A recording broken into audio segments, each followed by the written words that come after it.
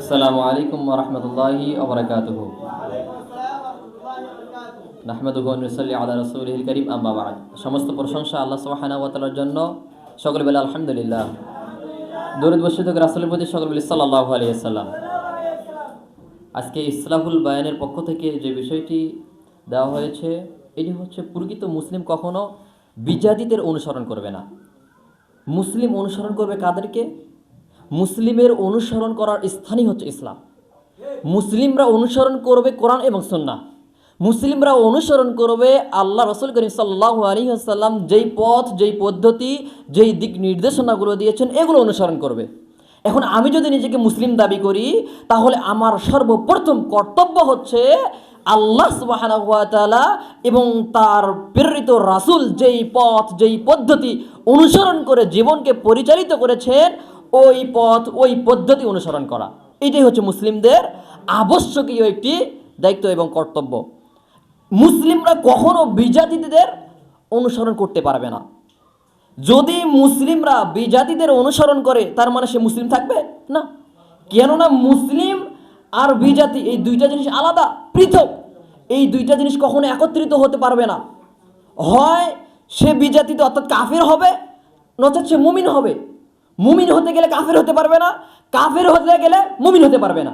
অতএব আমি যদি নিজেকে মুসলিম হিসেবে প্রকাশ করতে চাই, আমি যদি নিজেকে মুমিন দাবি করতে চাই, তাহলে আমাকে অবশ্যই বিজাতিদের অনুকরণ করা থেকে বিরত থাকতেই হবে। সম্মানিত উপস্থিতি, বিষয়টি অতীব একটি গুরুত্বপূর্ণ বিষয় এই সমাজের দিকে লক্ষ্য করে।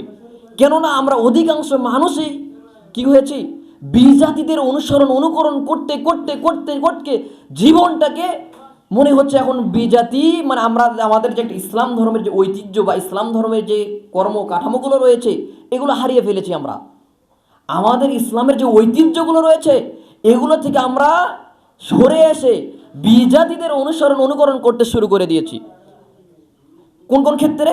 সাধারণত আমরা যদি বিবাহের ক্ষেত্রে লক্ষ্য করি, কোনো অনুষ্ঠানের ক্ষেত্রে, আকিকার ক্ষেত্রে, সেক্ষেত্রে বক্স লাগবে।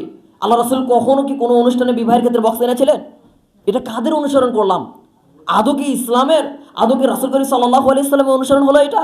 আল্লাহ সুবহানাহু ওয়া তাআলা কি আদৌ কি বললেন যে কোনো অনুষ্ঠানের ক্ষেত্রে বক্স, নাচ গান হতে হবে? কিন্তু আমরা কেমন যেন আবশ্যক করে নিয়ে গেলাম যে বিবাহ মানে বক্স, বক্স মানে বিবাহ। অতএব বিবাহের ক্ষেত্রে মুসলিমদেরকে মাথায় রাখতে হবে, কখনো বক্স আনা যাবে না। আরেকটা বিষয়, এটা হচ্ছে কি, আরো কয়েকটা বিষয়। সাধারণত আমরা 14 ফেব্রুয়ারি কি দিবস? ভ্যালেন্টাইন্স দিবস, মানে ভালোবাসা দিবস যেটাকে বলা হয়। ভালোবাসা দিবস কখনো মুসলিমদের জন্য হতে পারে না। কেননা মুসলিমদের ভালোবাসা একদিনের জন্য আসে না। মুসলিমদের ভালোবাসা প্রতিটি সেকেন্ডে, প্রতিটি মিনিটে, প্রতিটি ঘন্টায়, প্রতিটি দিন, প্রতিটি সপ্তাহ, প্রতিটি মাস, প্রতিটি বছর, যুগের পর যুগ চলে যাবে, কিন্তু মুসলমানদের ভালোবাসা শেষ হবে না। মুসলমানদের ভালোবাসা কখনো একটি দিনকে লক্ষ্য করে হয় না। মুসলমানদের ভালোবাসা অন্তরে সর্বসময় মৃত্যুর পরেও থেকে যায়। মুসলিমরা কখনো পয়লা বৈশাখের একটি দিনকে লক্ষ্য করে আনন্দ উৎসব অনুষ্ঠান পালন করে না। মুসলমানরা কখনো হ্যাপি নিউ ইয়ার পালন করে না। কেননা মুসলমানদের কাছ থেকে যখন একটি দিন, একটি মাস, একটি সপ্তাহ অতিবাহিত হয়, তখন মুসলমানরা কান্না করে, মুসলমানরা আল্লাহর কাছে ক্ষমা চায়। আল্লাহ, আমার কাছ থেকে একটি বছর চলে গেল, আমার কাছ থেকে একটি মাস চলে গেল, জানি না আমি তোমার ইবাদত ঠিক মতো করতে পারলাম কি পারলাম না। আল্লাহ, তুমি আমাকে ক্ষমা করে দাও, আমাকে মাফ করে দাও। এই চিন্তা ফিকিরে মুসলমানরা কান্না করবে। এটাই হচ্ছে আল্লাহ সুবহানাহু ওয়া তাআলা আনীত বিধান। মুসলমানরা হ্যাপি নিউ ইয়ার সম্পর্কে আনন্দ উল্লাস করবে না। এটাই প্রকৃতপক্ষে মুসলিম। প্রকৃত মুসলিম ওইটাই হবে যখন সে হ্যাপি নিউ ইয়ার এবং পহেলা বৈশাখকে পরিত্যাগ করতে পারবে, এর আগে হতে পারবে না। মুসলমান তখনই হতে পারবে যখন সে দাড়িটাকে লম্বা করে দিবে। মুসলমান তখনই হবে যখন সে আর সেলুনে গিয়ে বলবে না আমার দাড়িটাতে কিছু বাজাও।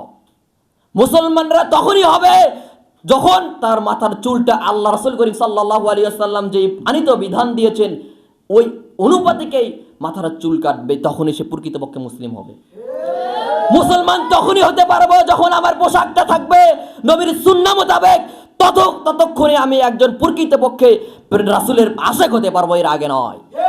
কিন্তু আমার পোশাক কার আদেশের, কার দেওয়া পথ পদ্ধতিতে আমার পোশাক, আমার শরীরে যে পোশাক, যে গেঞ্জি, যে শার্টটা রয়েছে, এটা বিজাতিদের, হয় নেইমারের, নয় মেসির, বা যারা ইসলামকে ধ্বংস করার জন্য এসেছে তাদের পোশাক আপনার আমার শরীরে থেকে যায়। তার মানে আমি এখন পর্যন্ত মুসলিম হতে পারি নাই, প্রকৃত মুসলিম হতে পারি নাই।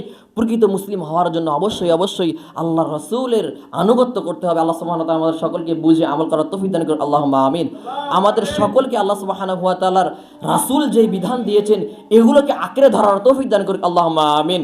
আল্লাহ সুবহানাহু ওয়া তাআলা আমাদের সকলকেই অতীতে যে পাপগুলো করেছি সমস্ত পাপগুলোকে ক্ষমা করে দিক, আল্লাহুম্মা আমিন। আল্লাহ সুবহানাহু ওয়া তাআলা আমাদের সকলকে দ্বীনের জন্য কবুল করে নিক, আল্লাহুম্মা আমিন। এই বলে আমার সংক্ষিপ্ত আলোচনা এখানে শেষ করলাম। ওমা আলাইনা ইল্লাল বালাগ। আসসালামু আলাইকুম ওয়া রাহমাতুল্লাহি ওয়া বারাকাতুহু।